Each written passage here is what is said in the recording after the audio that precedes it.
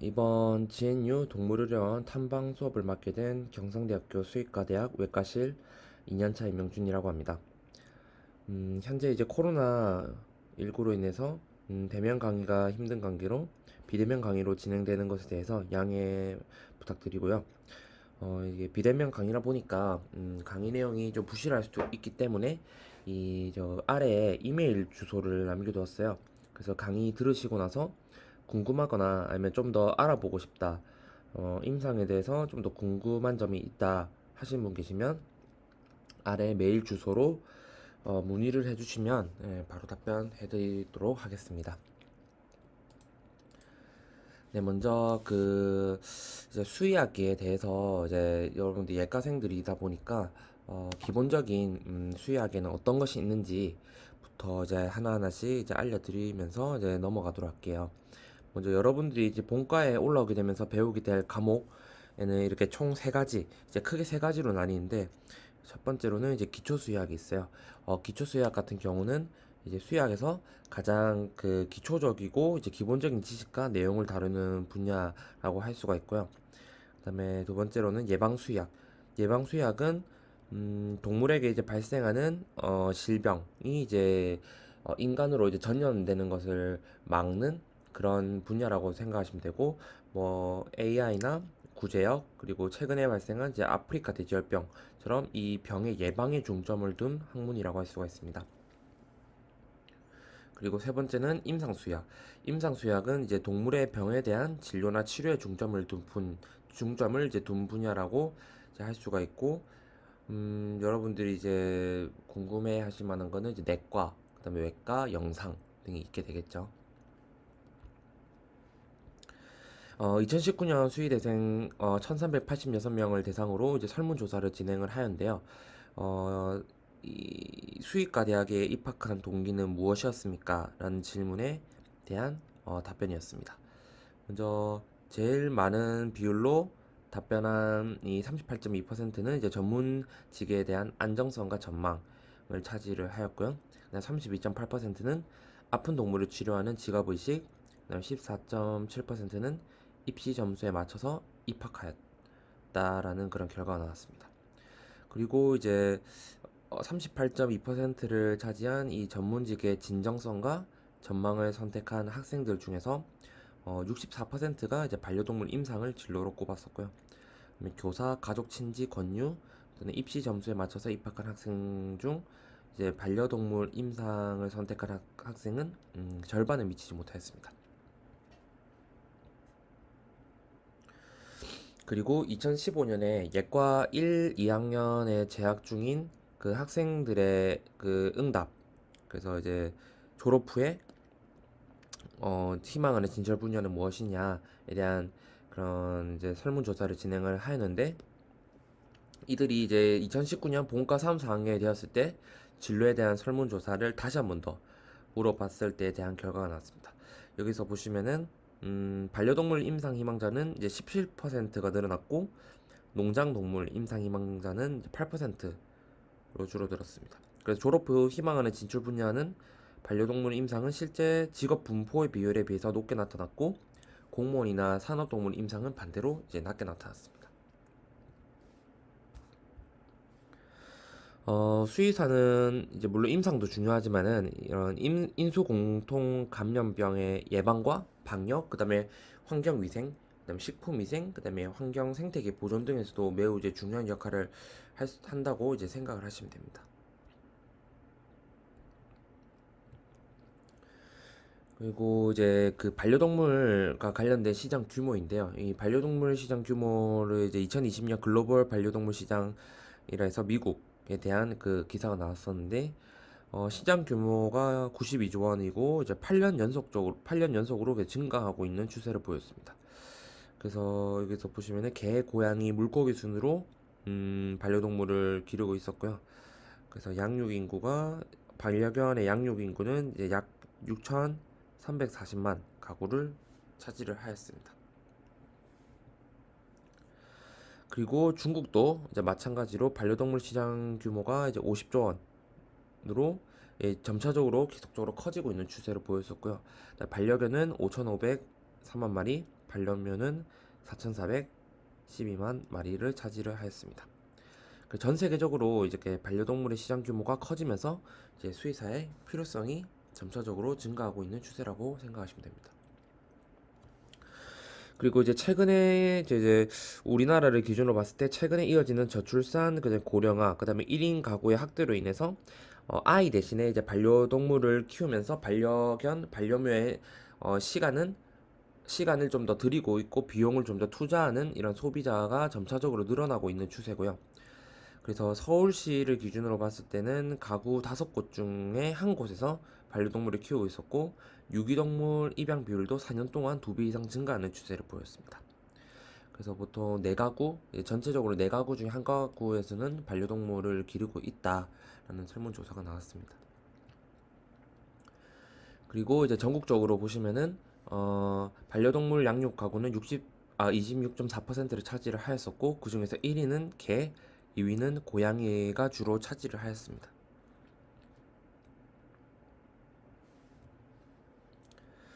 그리고 이제 반려동물 시장도 확대가 되고 있는데요. 이제 반려동물 관련 수의사뿐만 아니라 이제 반려동물과 관련된 직업도 함께 성장을 하고 있는 추세입니다. 그래서 먼저 보실 거는 동물병원에서는 없어서는 안 되는 이제 수의 테크니션이 있는데 수의사의 진료를 보조하는 업무를 하고 진단에 필요한 이제 혈액 검사, 그다음에 소변 검사, 초음파, 엑스레이 검사 등을 하거나 그다음에 실험실에서 임상병리 검사를 진행을 하기도 합니다. 그리고 이제 반려동물 행동 교정사가 이제 유튜브에서도 그렇고 이제 방송에서도 자주 노출이 되고 있는데요. 왜냐면은 이제 이 가구 마당에서 기르지 않고 이제 가구에서 기르다 보니까 실제로 이제 우리가 직장을 나가다 보면은 아이가 혼자 있는 시간이 많게 되고 거기서 나타나는 어떤 그 분리불안이라든가 하는 행동 이상이 생길 수가 있는데 이런 행동 이상에 대해서 어 많은 이제 교정을 해주고 그다음에 보호자한테 많은 이런 도움이 되는 말들을 해주는 이런 반려동물 행동 교정사들이 요즘에 더 나오고 있고요. 그다음에 반려동물 영양사, 그다음에 뭐 반려견이 이제 생을 마감했을 때 그런 그 장례를 할 때 이렇게 도움을 주는 장례 지도사 등이 있고, 그다음에 반려동물을 대신해서 돌봐주는 펫시터. 왜냐면은 이제 직장 생활을 하시는 분들이 많으니까 반려동물이 혼자 있게 되면 외로움을 많이 느끼다 보니 이런 펫시터들이 존재를 하게 되고, 그다음에 반려동물의 미용과 관련해서 이렇게 가꾸어주는 펫 뷰티션이 존재하게 됩니다. 그래서 이제 반려동물이 이제 동물병원을 이제 찾게 되는 주요한 원인 20가지, 20가지에 대해서 이렇게 조사를 한 뉴스가 있었는데, 우리가 만약에 반려견을 키우게 되면은 과연 어떠한 이유로 병원을 찾게 될 것인가에 대한 질문이었습니다.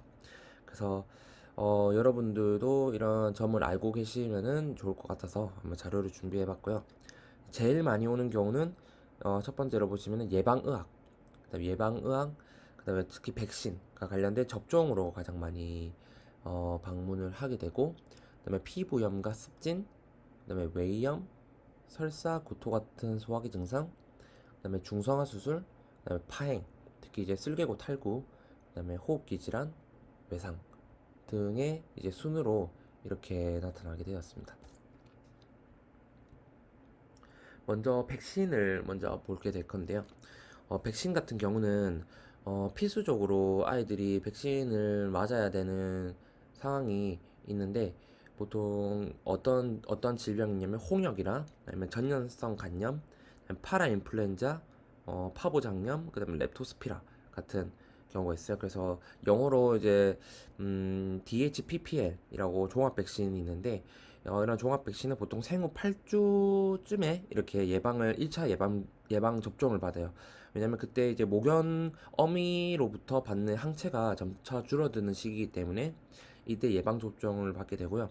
보통 17주까지 해서 5차 예방 접종을 진행을 하게 됩니다.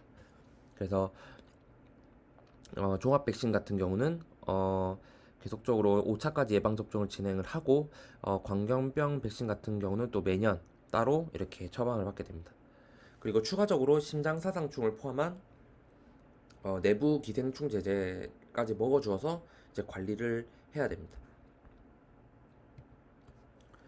그다음에 피부 질환인데요. 피부 질환 같은 경우는 보통 내과에서 이렇게 질환을 보게 될 건데, 아이가 가려워하거나 어떤 발진, 그다음에 비듬이 보이는 경우 내원을 하게 되고, 특히 이제 세균성, 곰팡이성, 그다음에 아토피성 피부염으로 주로 내원을 하게 됩니다. 이런 피부병 같은 경우는 아이들한테 이제 스트레스를 주고 그다음에 소양감을 주기 때문에 2차적으로 행동적인 변화를 줄 수가 있고, 통증을 느끼는 경우도 있기 때문에 반드시 제 치료가 필요하다고 보시면 됩니다. 그 다음에 외염인데요. 외염 같은 경우는 이 사람과 다르게 강아지 같은 경우는 해부학적 구조가 이렇게 니은자로 이렇게 되어 있어요. 이렇게 니은자로 이렇게 되어 있어서 이 통풍이 사람보다는 통풍이 잘 안 되고 이제 습한 환경이 조성이 되기 때문에 보통 세균이나 효모균들이 잘 번식을 하게 됩니다. 그래서 강아지가 이제 자주 걸리는 기병 중에서 웨이염, 웨이도에 있는 급성염증이 있을 수 있는데, 이 웨이염으로 인해서 머리를 자주 긁거나 터는 행동을 보이게 되고요. 머리를 바닥에 문지르는 행동을 보이게 되었을 때 병원에 내원을 하게 되는 경우가 많습니다. 그래서 이렇게 웨이염이 중이염, 내염으로 가게 되면은 치료가 힘들어지게 되는데, 보통 웨이염 같은 경우는 식이 알러지가 원인인 경우가 많고, 기생충, 그다음에 자가 면역 질환, 호르몬 등이 원인이 될 수 있습니다. 그래서 기병이 있을 경우는 전신적인 질환도 함께 검토를 해야 됩니다. 그다음에 중성화입니다. 중성화 같은 경우는 중성화의 정의는 이제 암컷 같은 경우는 난소나 자궁을 제거하는 수술이고, 수컷은 이제 고환을 제거하는 수술이에요. 보통 이제 중성화를 하는 이유가 있는데, 보통 수컷 같은 경우는 행동 문제가 제일 먼저 큽니다. 마운팅이라든지 그다음에 마킹 아니면 공격성 등이 있는데, 이렇게 중성화를 통해서 이런 행동 교정을 할 수가 있고, 그다음에 고환암, 그다음에 전립선 염증도 예방을 할 수가 있습니다. 그다음에 암컷 같은 경우는 보통 암컷은 자궁 축농증이나 유선 종양 같이 이런 의학적인 원인에 대한 예방이 주한 원인이 됩니다. 주한 이유가 되기도 합니다. 그 유선 종양 같은 경우는 그런 발정 사이클이 돌기 전에 하는 것이 이후에 유선 종양이 일어날 수 있는 확률이 매우 줄어들기 때문에 보통 첫 발정이 오기 전에 중성화 수술을 실시를 한다고 생각하시면 돼요. 그래서 보통 수컷이나 암컷 불문을 해서 이제 중성화를 했을 때 수명도 어느 정도 길어진다라는 연구 결과도 이제 존재합니다.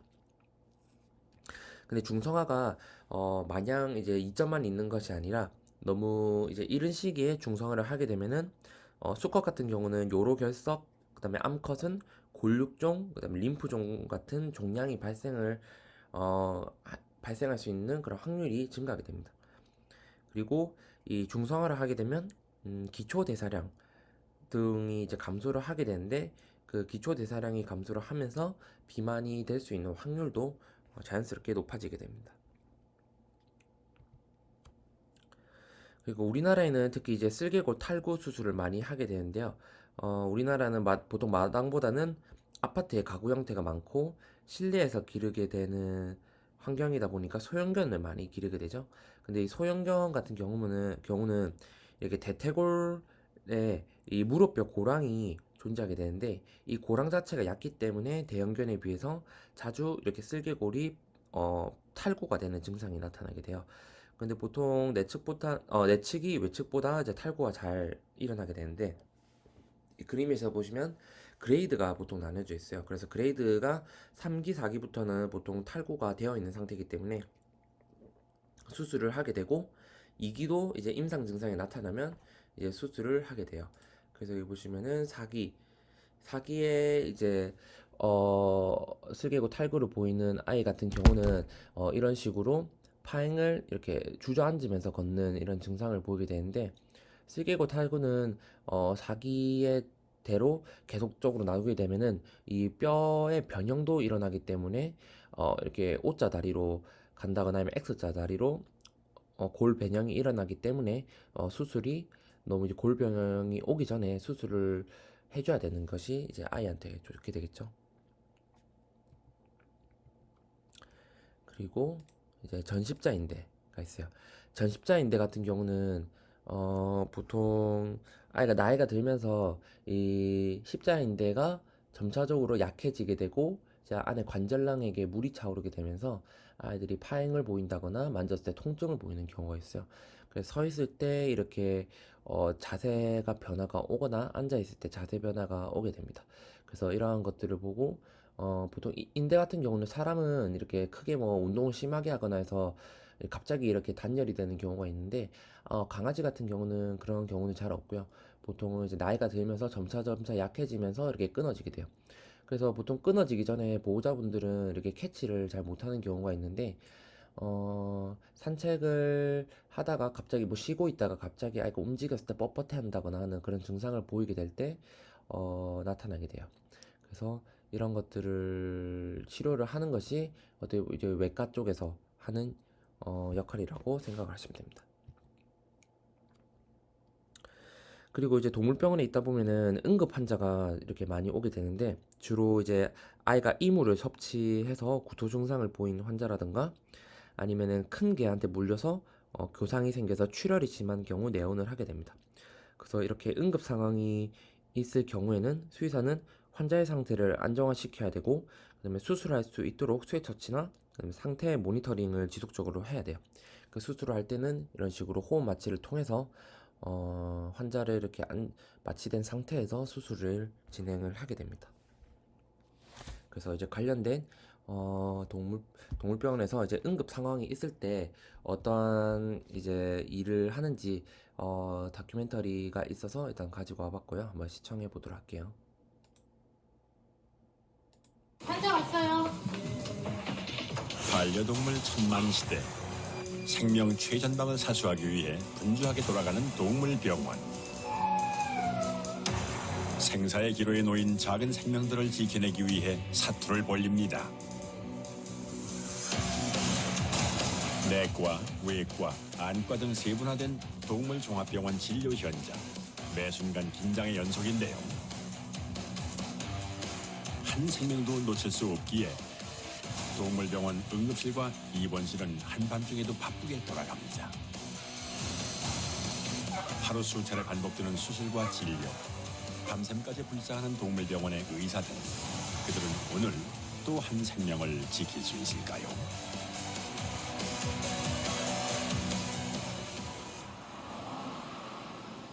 서울의 한 동물종합병원.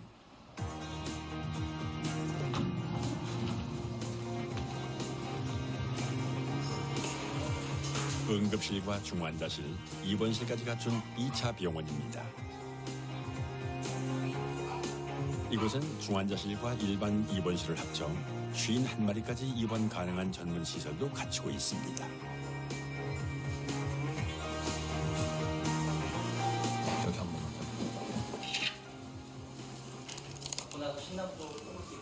사람 종합병원처럼 분과가 돼 있어요. 그래서 저는 주로 외과를 하고 있고 내과 하시는 선생님들이 계시고 여러 가지 진단 시스템이 필요하잖아요. 그래서 영상 지원하시는 영상팀과 혈액 검사나 다른 검사들을 또 봐주시는 선생님들이 계시고 각자 역할을 서로 나눠서 하고 있습니다.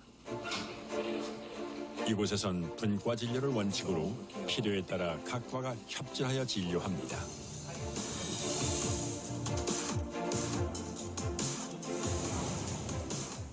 다급하게 병원을 찾은 사람은 11살 된 고령견의 보호자. 지난 한 달 가까이 사료를 거부하다가 급기야 2주 전부터 조금씩 배가 불러오기 시작했다는데요. 대체 녀석에겐 무슨 문제가 생긴 걸까요? 천천히 나가, 천천히. 이게 조금만 나는 거 드릴게요. 드세요. 이 환자는 복수가 많이 차서 온 환자여서요. 어쨌든 지금은 중증 상태고요. 그럼 심장 주변에 이렇게 까맣게 보이는 둘레 보이시죠? 네. 이게 이제 심장 주변에 있는 물이에요. 예, 일단 우리 방울이가 전에 체중이 가슴하고 배, 복수하고 흉수라고 하는 게 찬 상태로 지금 돼 있거든요. 보통 물이 차는 이유는 밥을 잘 먹어서 에너지를 만들어야 되잖아요. 근데 먹는 상황이 잘 못해서 그 다음에는 좀 제일 나쁜 경우이긴 하지만 배에 종양이 있다라든지 이랬을 때 그럴 수 있어요. 왔다 하고 방울이가 잘 마음이 아프네. 오늘 뭐 원인을 찾고 나면 또 괜찮았어요. 근데 밤에 자면서 약간 숨을 헐떡거리고 잠을 좀 많이 자더라고요. 네, 그 증세밖에 없었어요. 똑같았어요, 평상시하고. 아니 며칠 전에 이렇게 보니까 배가 부른 거예요. 등골이 뼈가 이렇게 휘었고 내가 신경을 못 쓴 것 같아갖고 미안해갖고 아주. 자칫 호흡 곤란으로 이어질 수 있는 위급한 상황. 우선 복수를 빼내는 복수 첨자 시술이 이어졌습니다. 평소 방울이의 몸무게는 3.2kg. 현재는 3.6kg으로 체중의 10% 가까이 복수와 흉수가 찬 상태입니다. 털에 이제 복부가 이제 팽만되는 게 가려지기 때문에 보호자님이 느끼기에는 갑자기 쳤다고 느껴지기는 하지만 실제로는 굉장히 오래된 경우도 있죠. 과연 원인을 알 수 있을지 걱정인데요. 이 환자는 지금 뭔가 뚜렷한 종양성 병변은 지금 보이지 않아요. 특발성일 수도 있고 아니면 종양이 너무 작아서 보이지 않는 거기 때문에 계속 모니터링이 필요한 환자라고 할 수 있겠습니다. 이게 얼마? 그러니까 검사용으로 뽑은 애가 얘라는 거잖아. 혹시 이 물에 종양 물질이 있는지 없는지 흉수 복수 검사를 따로 임상병리 검사를 보내서 정확한 원인을 좀 더 파악하고 얘기를 하는 게 맞을 것 같습니다. 알겠습니다. 이거 혹여 큰 질병이 있는 건 아닌지 알아보기 위해 특수 장비를 이용한 정밀 검사가 이루어졌는데요.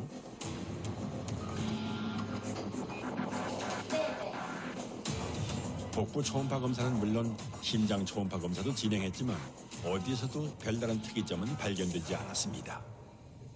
종양이 제일 의심이 되는데 종양의 소견이 아무것도 안 보여요 지금. 네, 지금 안 보인다. 물이 차거나 심낭수가 차는 건 원인이 없는 거를 조금 어렵게 특발성이라고 얘기를 해요. 원인이 없다라고 하는 거를. 그래서 확인을 2주 단위로 한번 해보겠다라는 2주 단위로? 예.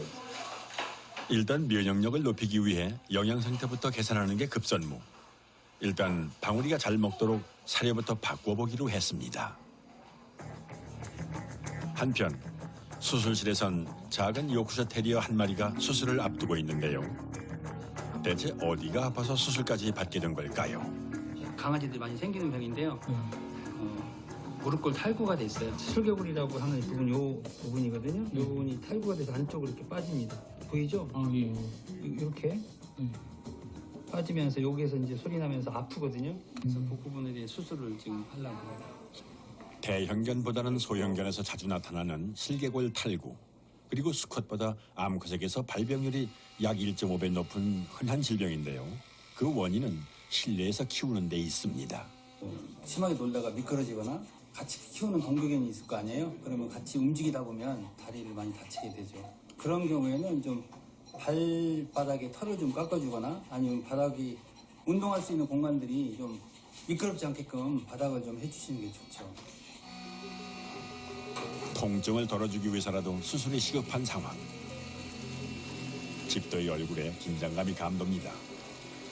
수술하고 나서 혹시 생길 수 있는 문제점을 최소화시키기 위해서 또 추가적인 조치를 해야 되는 경우가 많이 있어요. 그런 것들이 이제 저희가 들어가면서 오늘은 예상한 대로 잘 돼야 될 텐데 이런 생각이 들어가죠. 이곳 병원은 종합병원인 만큼 수술에 참여하는 인원도 일반 동물병원과는 다른데요. 분야별로 분업화되어 있기 때문입니다. 네 명이 한 조로 나눠서 한 팀을 이뤄서 수술합니다. 그래서 수술하시는 분, 그다음에 어시스트, 수술 도와주시는 분, 기구 담당하시는 분, 마취 담당하는 분 이렇게 네 분이 하게 됩니다. 드디어 수술이 시작됐습니다. 오늘 수술에 참여하는 사람은 경력 27년차 집도의와 한 팀을 이룬 3명의 수의사들과 간호사 역할을 할 보조 인력들인데요.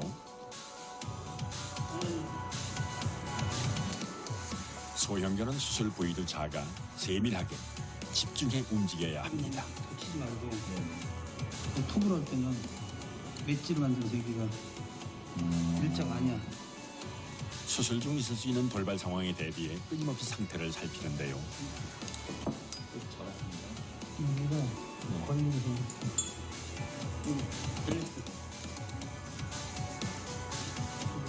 성공적으로 수술이 마무리됐습니다. 고맙습니다. 알겠습니다. 46분 걸렸네요. 수술은 잘 됐습니다. 다행이네요, 그래도. 보통 하는 정도 시간으로 걸려서 수술이 됐어요. 하지만 아직 긴장을 늦출 수 없는 상황. 강아지가 마취해서 말끔하게 깨어나는 것이 무엇보다 중요합니다. 완전히 깰 때까지가 제일 위험한 상태예요. 그래서 이 상태를 좀 중환자실에 가서 체크하도록 하겠습니다. 공격. 네. 작은 강아지가 감당하기 벅찼을 큰 수술. 앞으로 문제없이 잘 회복할 수 있도록 당분간 지켜볼 예정인데요. 더구나 슬개골 탈구는 재발률이 48%에 달하는 질병인 만큼 퇴원 후에도 지속적인 관리가 필요하다는군요. 수술을 끝내기 바쁘게 다른 녀석의 엑스레이를 살피는 정인성 원장. 이거 앙팡이라고요. 네. 지금 4월생이네요, 얘가. 심장에서 이상한 소리가 난다고 해서 왔어요. 근데 이제 들어보니까 선천적인 심장 기형으로 생각이 됐고 지금 심각한 상태인 건가요? 심각한 겁니다. 생사의 갈림길에 놓인 가여운 녀석. 시술을 받을 수 있길 기다리느라 많이 지친 모습입니다. 보호자분은 직접 심장을 여는 것보다는 시술을 원하셨어요. 스텐트 넣는 거 원하셔가지고 비침습적이기 때문에 강아지가 시술하고 나서 바로 일상생활이 될 수 있는 그런 상태고요. 앙팡이 어디 있니? 데려갈까요? 앙팡이 일로 와봐.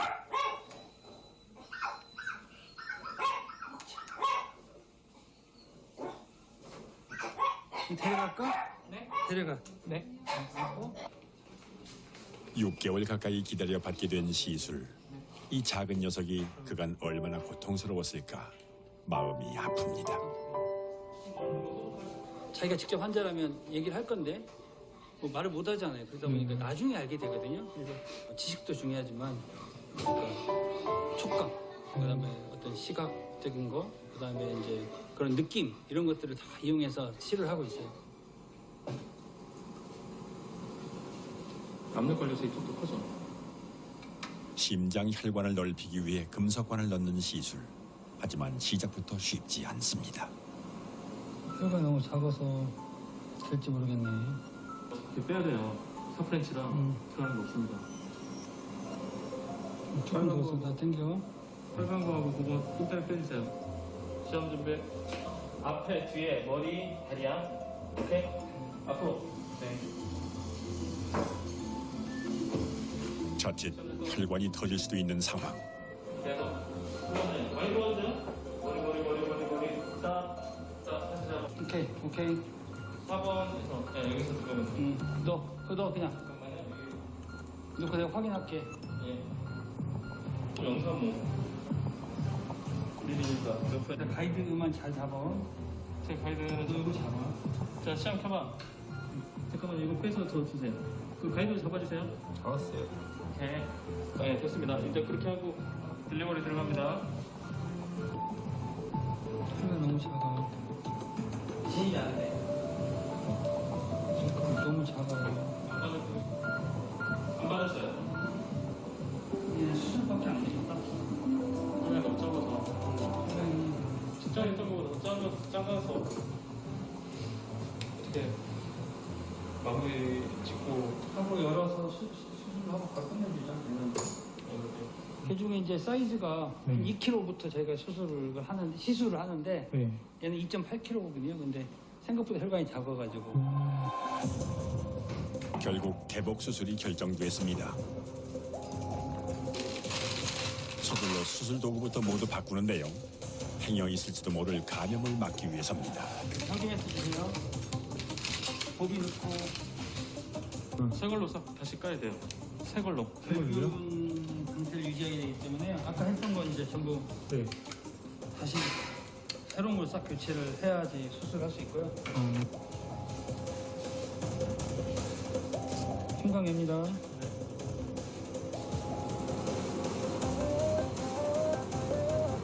폐 보입니다. 심장 절대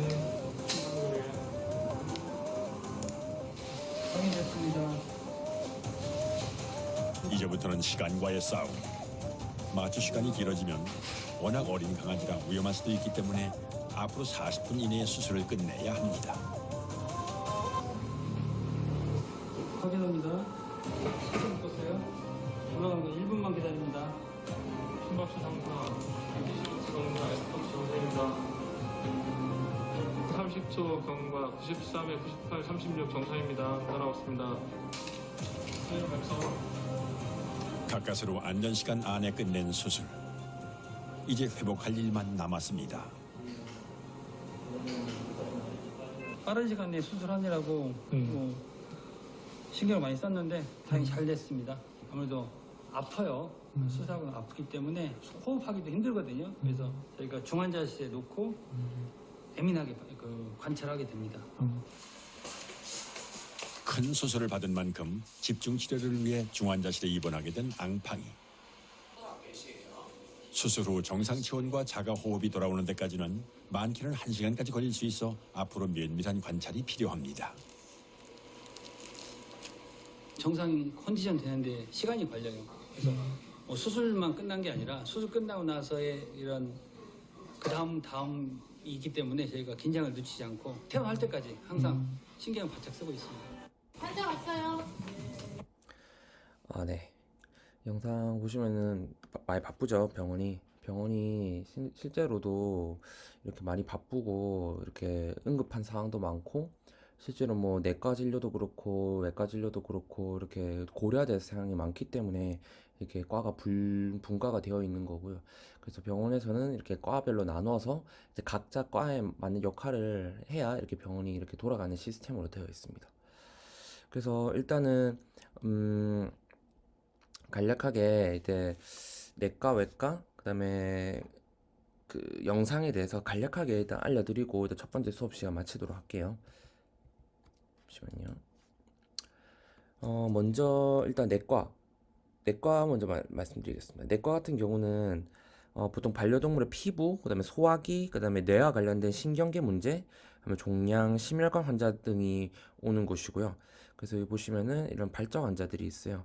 이렇게 발작 환자라든가 아니면은 이렇게 경추압박 환자가 있고, 요 같은 경우는 유관종성 내막 수염이라고 해서 그 뇌 안에 어떤 유관종성의 병변이 있는 환자예요. 이런 환자가 있을 수 있고, 그다음에 얘는 안구진탕, 안구가 이렇게 흔들리는 안구진탕의 증상이 나타날 수가 있는데, 이러한 경우 이제 내과 진료를 보통 보게 됩니다. 그래서 이제 저희 병원에서 보시면은 내과 진료 이제 사진이고요. 이제 경상대학교 동물의료원 사진입니다. 내시경 치료도 하기도 하고, 이제 응급 환자 관리를 하기도 하고, 이제 발작이나 신경 환자 등을 관리를 하기도 합니다. 그리고 이제 영상은 이제 보통 반려동물의 질병을 진단과 치료를 할 때 있어서 매우 중요한 역할을 하고 있고, 그다음에 방사선 초음파 검사, 그다음에 CT, MRI 등의 검사가 진행이 됩니다. 그래서 종양의 위치나 그다음에 신경 환자에 있어서는 병변의 위치를 볼 때 매우 이제 중요한 역할을 한다고 보시면 되고, 수술이나 치료의 진행 상황이나 이제 앞으로의 치료 방향을 설정할 때 있어서 매우 중요한 역할을 한다고 생각하시면 됩니다. 그다음에 외과 같은 경우는 이렇게 후지 마비 환자, 이런 식으로 보행에 장애가 있거나 아니면은 어떤 보행 조절에 장애가 있다, 이런 환자 같은 경우는 이제 보통 이런 손에 문제가 있거나 이런 경우에는 보행 조절 장애가 나타나게 되는데, 이러한 경우 이제 외과적으로 어떤 감압술, 디스크로 인한 어떤 척수의 압박을 감압을 하는 수술을 이제 시행을 하기도 합니다. 그래서 보시면은 외과 같은 경우는 보통 약물로 이제 교정이 힘들고 수술이 필요한 질환들을 다루고 있고요. 보통 외과 처치는 대부분 마취가 필요하기 때문에 이런 마취와 관련된 지식을 알아야 되고, 그다음에 감염성 문제 등을 고려를 해야 되고, 수술 후의 합병증이나 예후 등에 대해서 전반적인 이제 상담이 필요한 과입니다. 그래서 경상대학교 동물의료원에서는 신경, 종양, 정형 등의 환자를 주로 다루고 있고 최근에는 어떤 재활이나 이제 치과 등도 이제 다루고 있어요. 그래서 여기 보시면은 치과 진료도 이제 작년부터 이제 경상대 동물의료원에서 이제 보게 되는데요. 이제 아이들의 치아 상태가 안 좋게 되면 이제 밥을 먹을 때 통증을 심하게 느낀다거나 또 치주 질환이 심해지게 되면은 심장병 등을 비롯해서 이제 각종 이제 질병이 생길 수 있어요. 그래서 이런 기본적인 스케일링과 발치가 필요한 경우 이제 실시를 한다고 보시면 되고요. 그다음 재활실도 이제 작년부터 세팅이 되고 나서 이제 보통 수술을 하고 이렇게 아이가 회복 속도를 좀 더 이제 높이기 위해서 실시를 하기도 하고요. 그래서 만약에 수술까지 필요하지 않지만은 어느 정도 재활을 통해서 보행이 개선될 수 있는 아이들한테 실시되기도 합니다. 그리고 침술 같은 경우는 아직 저희 병원에서는 실시되진 않지만 신경자극을 통해서 척추 디스크 수술을 한 환자에서 회복 속도를 높인다거나 할 때 수술이 힘들 아이들에게 있어서 어떤 보조적인 시술로 이제 시행이 되기도 합니다.